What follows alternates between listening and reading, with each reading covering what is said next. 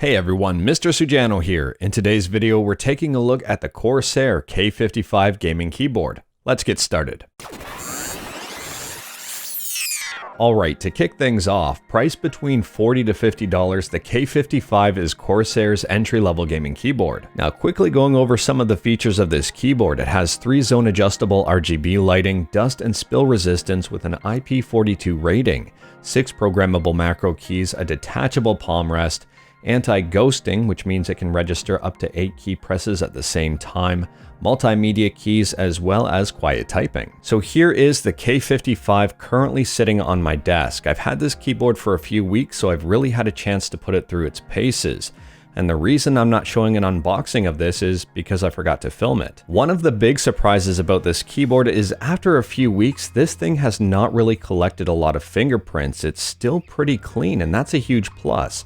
I've used some other keyboards where they become fingerprint magnets and look pretty gross pretty quickly. This does a very good job of looking clean. The only real issue I've seen is right here in this area, and this isn't even on the keyboard. This is the wrist rest. It's a completely different material. It's a rubbery plastic and it's matte black.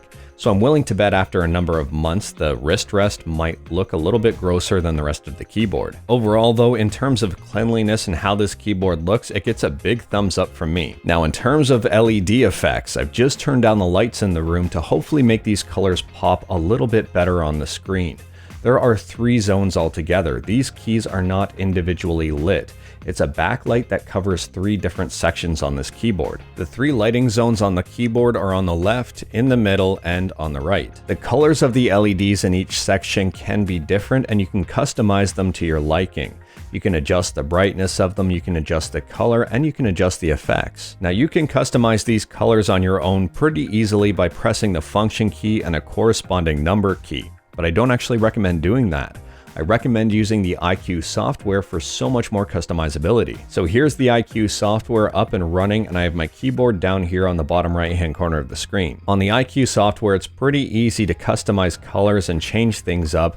You can change effects, you can set a static color if you want. I really like this iCUE software. It makes things really easy. And if you ever get sick of anything, you can simply delete your settings or just reset them. Adding a lighting effect is pretty straightforward and pretty easy to do. This keyboard also has the option to record macro buttons. So on the top of the keyboard, there is a macro record button. You press it and hold it down, and you can assign a macro to any of these buttons here on the side. Although instead of doing that, I do recommend just using the iCUE software. It makes adding a macro a lot easier. Now, a huge bonus about this keyboard is that the G keys on the side can also be used with the Elgato Stream Deck software. So if you're a streamer and you don't have an Elgato Stream Deck, instead of picking up an Elgato Stream Deck, you can actually just use these keys instead, and it functions pretty much the exact same way. I love this feature, especially considering I actually use it.